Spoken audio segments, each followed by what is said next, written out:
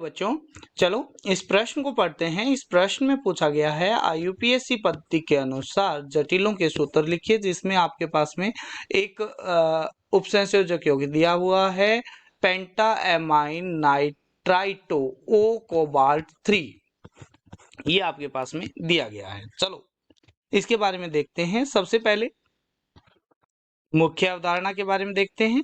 मुख्य अवधारणा के अंदर हमारे पास में आता है कि IUPAC के अनुसार जब भी जटिलों का अपने पास में नाम लिखना होता है तो उसके अंदर सबसे पहले धनायन का नाम आता है और फिर आपके पास में क्या आता है, ऋणायन का नाम आता है।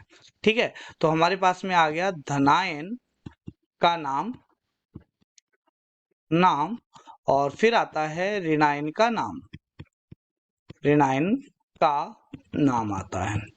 ठीक है, तो यहाँ पर ये आपके पास में आ गया पेंटा एमाइन नाइट्राइटो ओ कोबाल्ट 3, ये आपके पास में पूरा का पूरा क्या है, एक धनायन है। इसके अंदर ऋणायन उपस्थित नहीं है, इसलिए इसके नाम के आगे आयन भी आएगा। क्या आएगा आपके पास में, आयन भी आएगा। ठीक है, तो यहाँ पर हमारे पास में आ गया ये वाला, तो इसका मतलब ये हो गया धनायन, और धनायन यहाँ पर समन्वय गोलक के अंदर है, क्योंकि ये आपके पास में एक समन्वय गोलक का नाम है। ठीक है, अब समन्वय गोलक का जो नाम लिखते हैं, समन्वय गोलक का नाम लिखते हैं, गोलक का नाम, तो उसके अंदर हम क्या लिखते हैं, सबसे पहले नाम लिखते हैं लिगेंड का,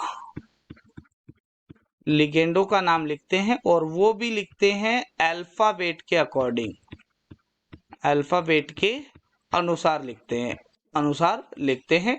और अगर लिगेंडों की संख्या एक या उससे ज्यादा होती है तो उसके लिए सफिक्स यूज करते हैं। एक के लिए डाई, दो के लिए ट्राई, तीन के लिए टेट, दो के लिए डाई, तीन के लिए ट्राई, चार के लिए टेट्रा, पांच के लिए पेंटा, तो ये हमारे पास में आता है। और उसके बाद में एक से ज्यादा प्रकार के लिगेंड है तो अल्फाबेट में जिसका नाम पहले आता है उसको पहले लिखा जाता है। तो यहाँ पर आपके पास में पेंटा यानी 5 और एमाइन यानी एक लिगेंड हो गया। फिर आपके पास में दूसरा लिगेंड हो गया नाइट्राइटो ओ, तो इसके अंदर दो टाइप के क्या हो गए, लिगेंड हो गए। तो सबसे पहले तो हमारे पास में ये हो गया कि समन्वय गोलक है, इसके ऊपर धनायन में कोई आवेश उपस्थित होगा X, और इसमें दो प्रकार के क्या है, लिगेंड है, जिसमें एक है एमाइन जो आपके पास में NH3 होल 5, क्योंकि 5 पेंटा है एमाइन, और एक है नाइट्राइटो ओ।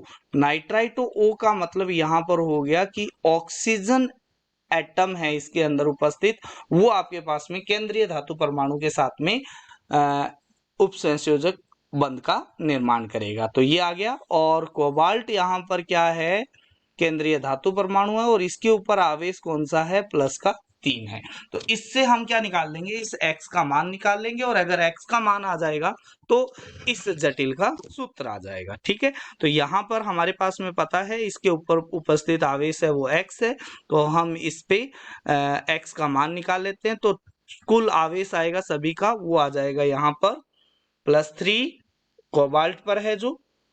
ठीक है, इसके साथ में एमीन पर कोई भी आवेश उपस्थित नहीं होगा, तो ये हो गया 0, और नाइट्राइटो पर आवेश होता है -1 और इक्वल टू ये आ जाएगा प्लस का x, तो x का मान आ जाएगा प्लस का 2। ठीक है, तो यहाँ पर x का मान रख देते हैं, और ये सूत्र बन जाता है, वो बन जाता है कोबाल्ट, ये आ गया पेंटा एमीन, ये आ गया नाइट्राइटो O, और इसके ऊपर आ गया प्लस का 2 आवेश। तो ये आपके पास में क्या हो गया, इस प्रश्न का सही उत्तर हो गया। तो इसका सूत्र हो गया वो आपके पास में यहाँ पर आ गया। आशा करते हैं मुख्य अवधारणा के आधार पर आपको इस प्रश्न का उत्तर समझ में आया होगा। धन्यवाद।